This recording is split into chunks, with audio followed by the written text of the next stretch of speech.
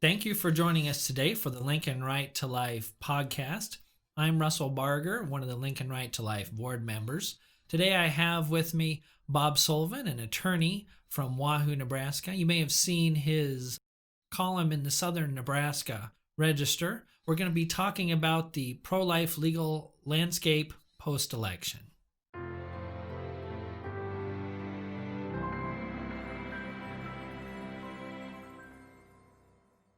Well, thank you for inviting me, Russ.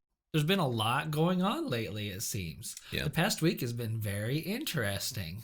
Yeah. We are going to have a change in administration, and we're going to have a change on the federal level in Congress, both in the Senate and in the House.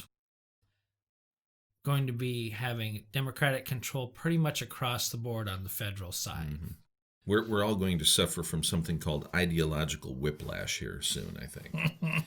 And so we were being ushered in one direction, and now the current has flipped in the opposite direction. So it's going to be troubling times for everybody, I think, on both sides of it. We just got done with, the elections in Georgia, and then the certification of the Electoral College. And right before the certification, we had large rallies around the country at state capitals and one in Washington, D.C. And we had a very, very harmful and damaging entry into the Capitol. Assault. Yeah, by people that said they were there trying to support President Trump. And so what do you think about that, Russ? Is that the way to do it? Is that something that is beneficial for anybody? I think it's a situation where people are significantly frustrated. And where does that frustration come out? Unfortunately, it showed up in some other ways all over the country prior. And when people don't feel that their grievances are being redressed, or they're being redressed in just a facile way, they start resorting to other things. And it comes down to truth so much of the time.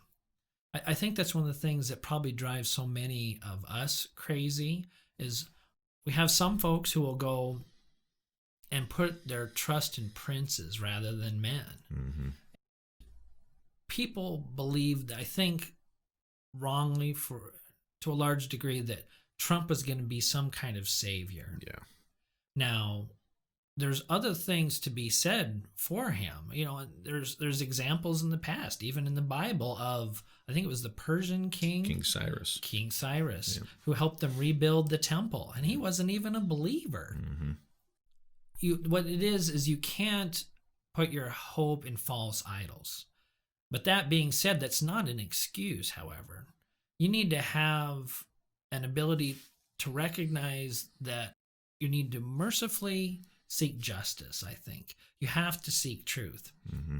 And I think the frustration that boiled over in a violent and illegal way was people seeing so many untruths throughout the last year. This is a peaceful demonstration. No, there's a bunch of stuff on fire behind you. I don't think that that's peaceful. That's what I understand it to be, not peaceful. But you can't have people telling you half-truths, untruths, or omitting things. For better or worse, this is an information age, and you can go find things that are true or untrue on the internet, on that silly little device. Again, the father of lies loves division, and he's doing very well right now. Mm-hmm. I think some of the takeaways are, there's obviously an element in there that doesn't recognize that for you to be successful in evangelizing a culture, you have to be nonviolent.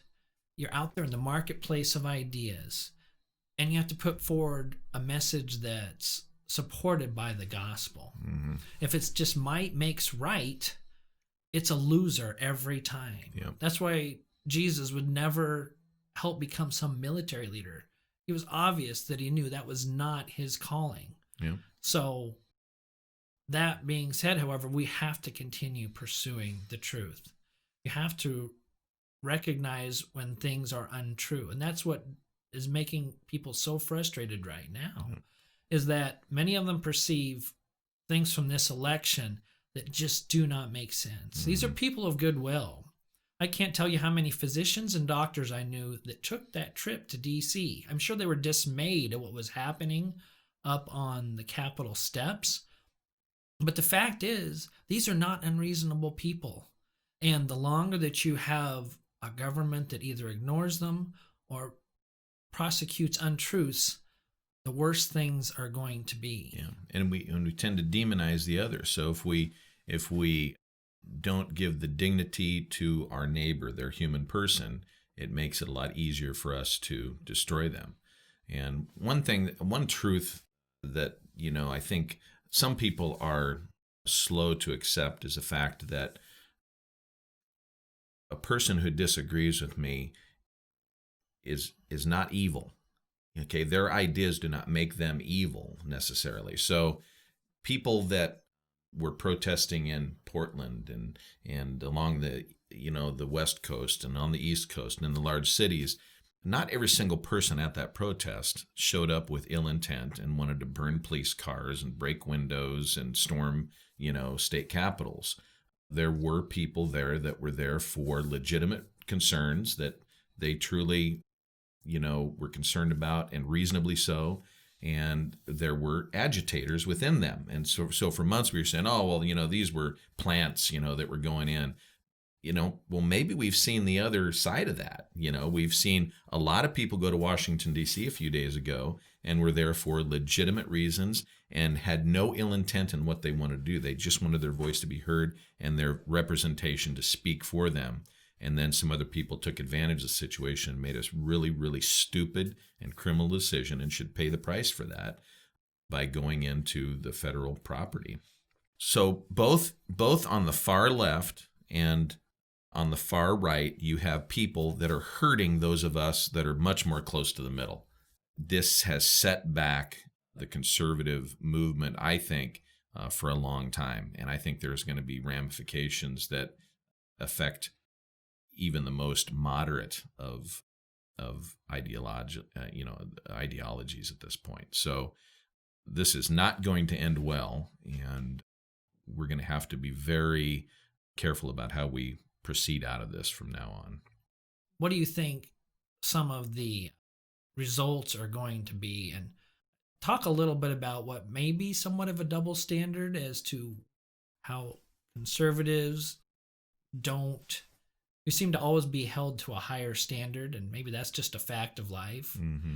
Talk on those two things if you could. Well, yeah, we see a lot of double standard and moving goalposts, but what we are going to see from this is the most radical elements of, the Democratic Party using this as propaganda, as they will compound this with misinformation, I think. And they are going to use it in every way, shape, and form to gain more political power, to gain more influence, and to beat down the voices of reason in Washington, D.C. and everywhere else.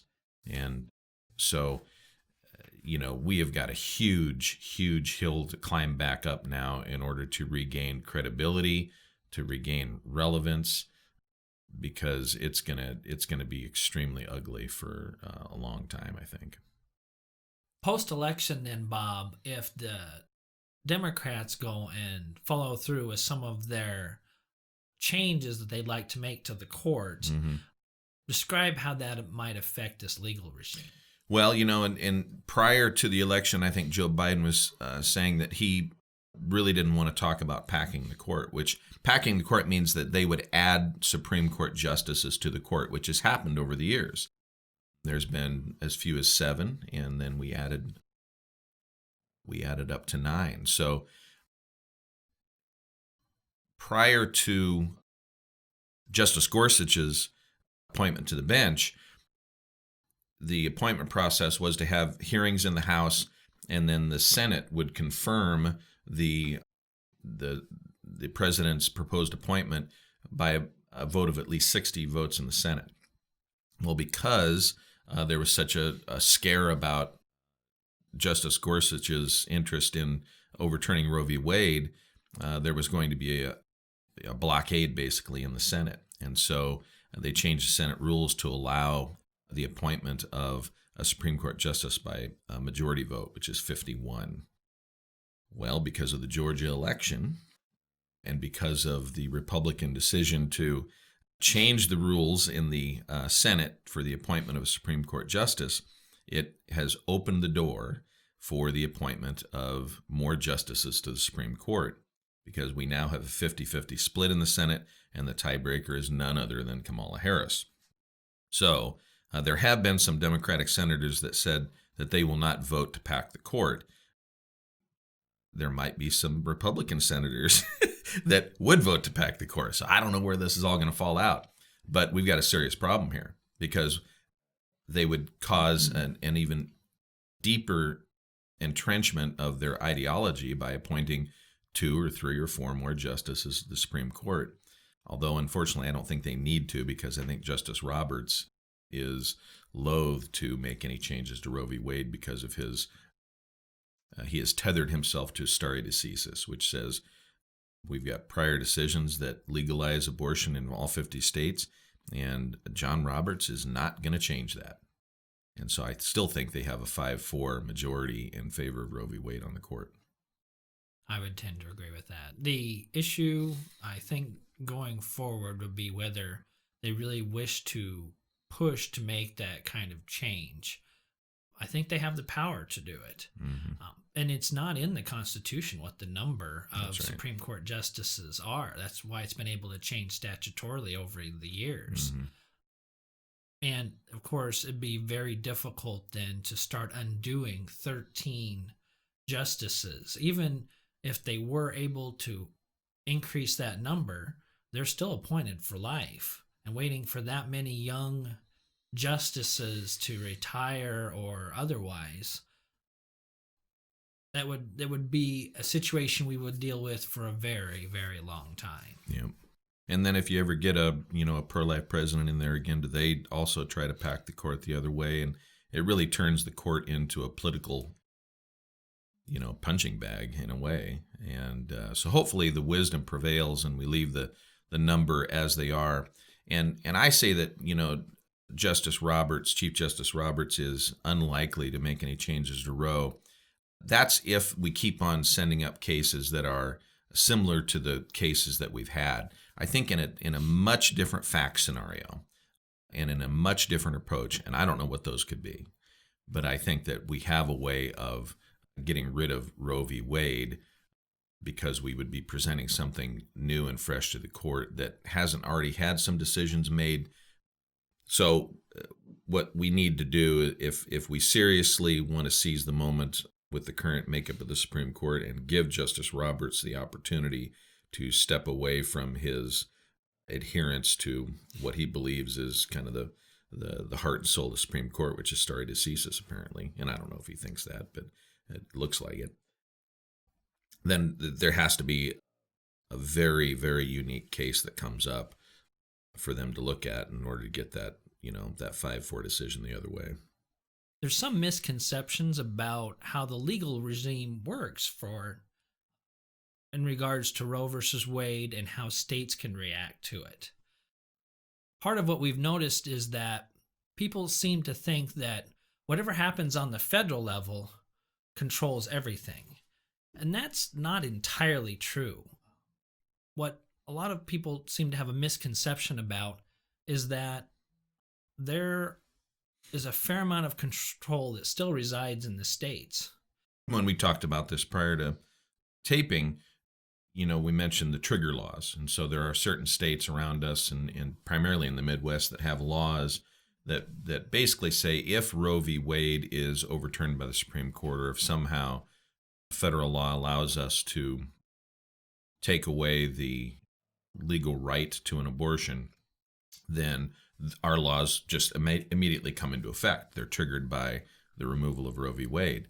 Well, I think what we saw during the Trump administration was when he was starting to make all of his pro-life changes, then we saw the opposite of the trigger law, which was kind of the shoring up of the abortion, access to abortion in places like Virginia and New York, where they said, if Roe v. Wade goes away, then we want our laws to immediately preempt everything else. And now basically you get even more than Roe offers in our states. So it leaves it up to the states basically if Roe v. Wade goes away. So I guess some people may not really put two and two together on that. Maybe people don't understand how the 14th Amendment works. There's actually two different parts of it from a judicial perspective. There's procedural due process and there's substantive due process. Mm-hmm. And they found this right to privacy within substantive due process. And once you find something that's not enumerated, this right to privacy can be taken all kinds of directions, which is exactly what they did. So talk about that some, if you would. What this vague idea of the privacy that can be applied whenever the court decides it wants to make a decision that isn't really in the Constitution has done is it has taken away individual states' ability to govern their own people. And that's been an argument that's gone on in our country since the founding fathers were there. You know, do we want a strong centralized federal government? Do we want individual states that have the ability to govern their own people? And I think most pro-lifers would say, I want my local government to be making decisions that are really personal to me, because groups of people in Washington are certainly, you know, nine unelected lawyers probably don't know personally what my beliefs are and what my needs are locally. And so we need more local control over some of these moral decisions and some of these decisions that are deeply personal to me and my family. And I think that makes a lot of common sense. But because of Griswold and because of Roe and because of, many, many other Supreme Court cases, we have this kind of tendency now to legislate from the bench. And it's really causing a rupture in society, because it takes the balance of the federal government out of balance, and it's causing a real tear in the fabric of the country, I think. One of the things that's fairly consistently thought is that amongst the national organizations, that President Trump, from an executive perspective, was one of the most pro-life presidents in history. One of the things that he brought out, I'd like you to talk just a bit about, is that legislators may say that they're pro-life, but he showed that how important it is for them to actually act on it. And he also showed that maybe some of them didn't act as well as they probably could have. Yeah, what I've seen, and I've heard a number of pro-abortion kind of pundits or activists, propose the same thought, is that elected officials need abortion to remain a hot button issue. And some of them certainly play it as a game, because they know that by going to the pro-abortion people and saying, gosh, I'm going to fight for you. If you'll fund my campaign and get others to help me fund it, I'm going to be your guy or your gal when this issue comes before this body. But we have, I think, the same thing happening, from those who consider themselves to be pro-life. They don't necessarily want to make the big changes, because if this abortion isn't the issue, then there is an enormous number of people that are invested in either abortion or pro-life that might send their money to other things. Abortion has been around a long time. We're coming up on 50 years. And that's one of those fissures that's starting to come up, because Trump, whether you like him or not, he started to actually push towards possibly eliminating it at a federal level. I mean, he was headed that direction. Mm-hmm. And if that wedge issue is eliminated, some of the distinctions between the parties are more difficult to find. This is one of those things they love to promote. Now, that being said, we don't want to be too hard on our politicians. Congressman Fortenberry, our senators, including Senator Sass. Senator Sass is the one that introduced the pain-capable abortion law to force the other senators to be on record just recently. Nebraska has a long tradition of very pro-life elected officials, both on the local level and federal level. And so you look at Bacon, Fortenberry, Fisher, and Smith right now, and they're all, I think, very supportive of the pro-life movement, very open to it. They know that they were elected because of their positions on pro-life, and they've actually, I think, done an admirable job of trying to deliver in a very, very difficult climate. So now we have Tulsi Gabbard, who is a Democrat, a former presidential, contendee, who has introduced the pain capable bill in Congress. And I think the only reason she has done that is because Senator Sass already did it and failed, but he had the courage to at least do that. And so that's another example of one of our elected officials taking a step that hasn't been taken before. And now we have an actual Democrat who would probably be considered a moderate, within the Democratic Party, that has now introduced that bill. And it actually, I think, has a chance now because of it. Yeah, I mean, I was looking for kind of input from some of our elected officials regarding, the Georgia election, the storming of the state capitol or the nation's capital by, overly fervent activists, and I was kind of surprised to see something in the the National Catholic Register from one of our own guys, Jeff Fortenberry. So I read that article, and I think it was well done, well reasoned. Jeff does a good job of, he was asked, as a elected Republican, what is your position on what's been happening in D.C. the last few days? And, he said, yeah, this is wrong, certainly, which is something everybody needs to hear, both Republican and Democrat and otherwise, from, people that are of the same party of Donald Trump. So it was good to hear that. But then he goes further and he really kind of gets to the heart of the issue. And that is that, this isn't all about politics. It's not all about, the state and what cures the elected officials can provide. And, it just harkens back to Scripture, put not your faith in princes, that there is a lot more to this. This is a battle, not of flesh and bone. This is, this is the dark forces of evil at work in our country.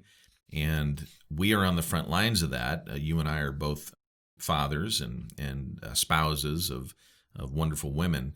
And if we aren't doing our part, then the state does have to step in and take care of things for us. But if you and I as fathers are doing an adequate job, maybe not even a great job as fathers, there is a lot less need for a state involvement. We don't need social services. We don't need law enforcement. We don't need, any type of counseling coming in. Usually, I mean, I need a little counseling, but we're not going to talk about that. But. Yeah.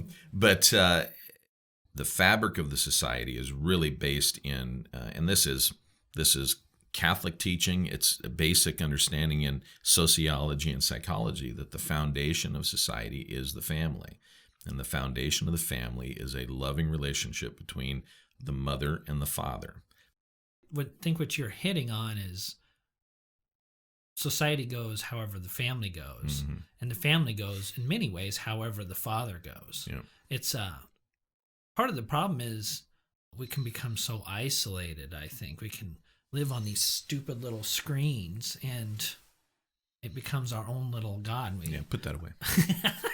Sorry, Bob.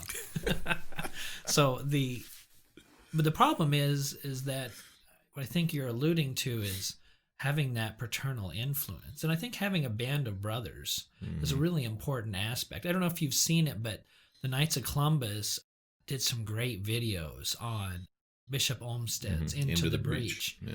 And having that band of brothers is really important. I think that's one of the reasons that the pro-life cause resonates so much with Catholics, other conservative Christians, is that these things overlap some. Mm-hmm. I mean, I can't tell you how many times I've heard that prisons are full of fatherless men. Yeah. And we have a duty to step up. Mm-hmm. It's what God calls us to do. Mm-hmm. And that same duty can be considered and pushed in this pro-life sense. Like, we talked about how important it is to have pro-life legislators, pro-life congressmen like Congressman Fortenberry. People have to step up.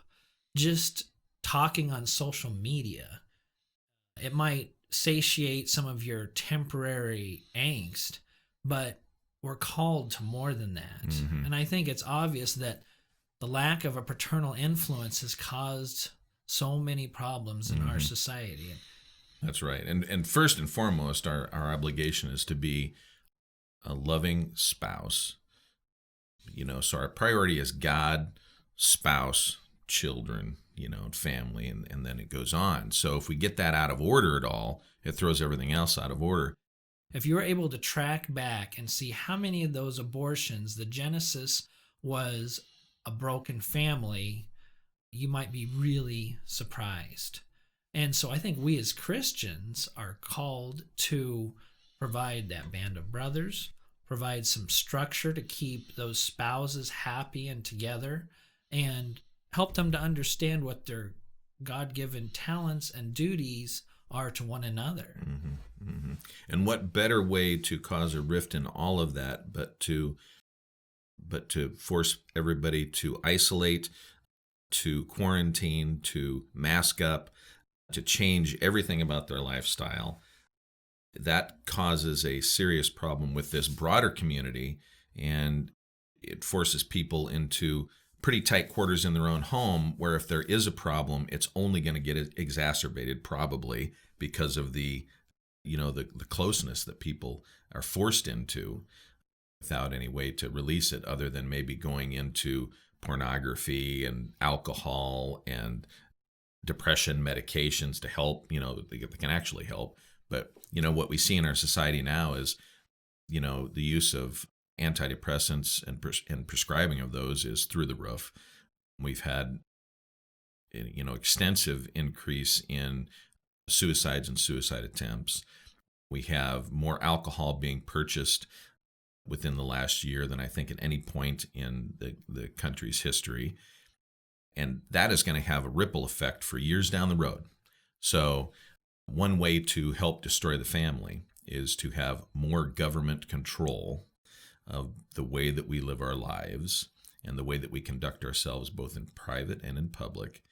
And the only antidote to that is one of two things: is civil disobedience, which is a peaceful process, not storming any city government or state government buildings or attacking anybody, but also a much deeper dive into the spiritual fruits, the spiritual gifts of the Christian faith.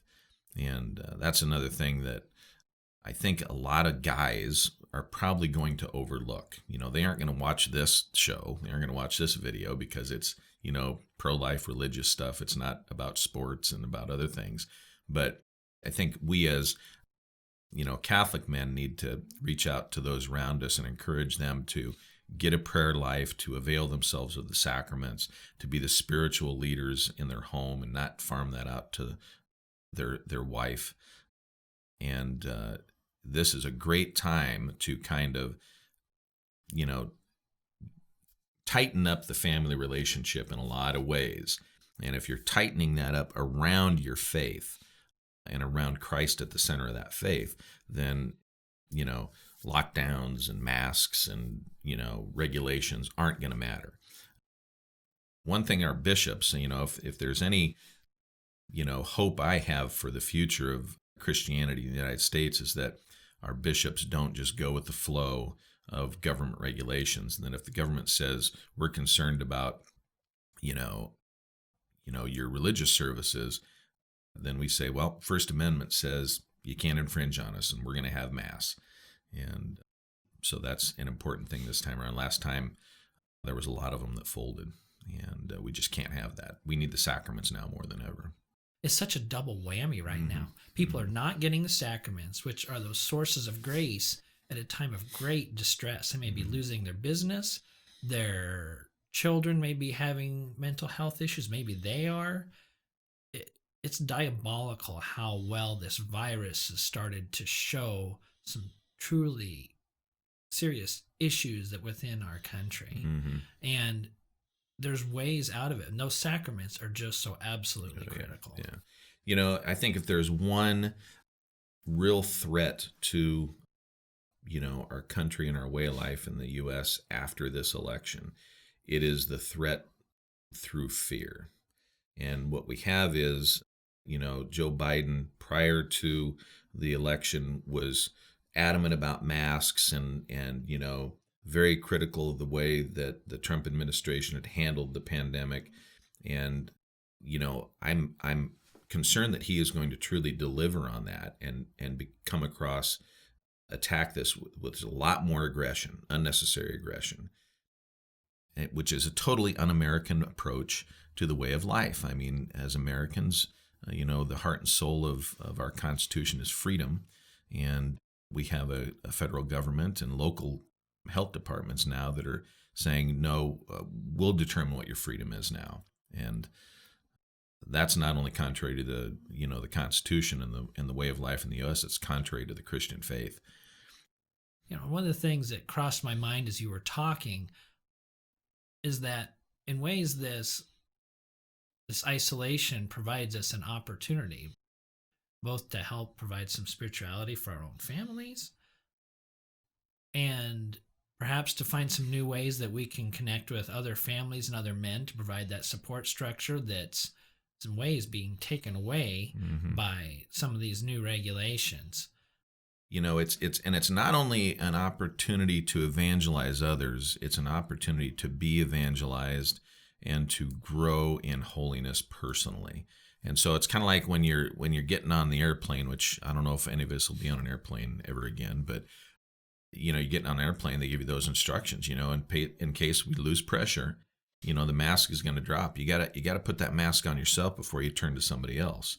And so part of being a father and being the spiritual leader of the home and just being a Christian is to make sure that you're taking care of your own spiritual health first. And it's your relationship with God that is your highest priority. And if that's as far as you get, then you're still helping everybody around you. And so if we can take this time and make sure that we're putting on that oxygen mask of holiness, then we are going to be living out our vocation with whatever state of life we're in, a father, a mother, a sister, a brother, whatever it is. And so this is our opportunity to do that. It's a great time to be alive, and it's the perfect time to be a Christian. And so like St. Paul said, I mean, you say that, the crucible, the saints were, brought to their sainthood through crucibles. St. Paul says, I rejoice in my sufferings. And boy, I think we're in for some serious suffering here. And we can sidestep it, we can avoid it and gain nothing from it, or we can take it on and say, I'm gonna take this on as a Christian, and I'm not gonna act out in violence. I'm not gonna act out in aggression, but I'm gonna do God's will in my life. And if you're in constant conversation with God through prayer and the sacraments, then you actually have an idea what God's will is for your life. But if you're avoiding that stuff, you'll never know, what your purpose in life is. Thank you for joining us today for this podcast. It's hopefully been an enlightening conversation for you. And please join us tomorrow, Saturday the 16th in Lincoln, for the Nebraska Walk for Life, which is brought to you annually by the Nebraska Right to Life. Mass is at 9 a.m. at St. Mary's, and the walk begins at 10 a.m. from the north steps of the Capitol. Please consider donating to Nebraska Right to Life, which covers the cost of putting on the event.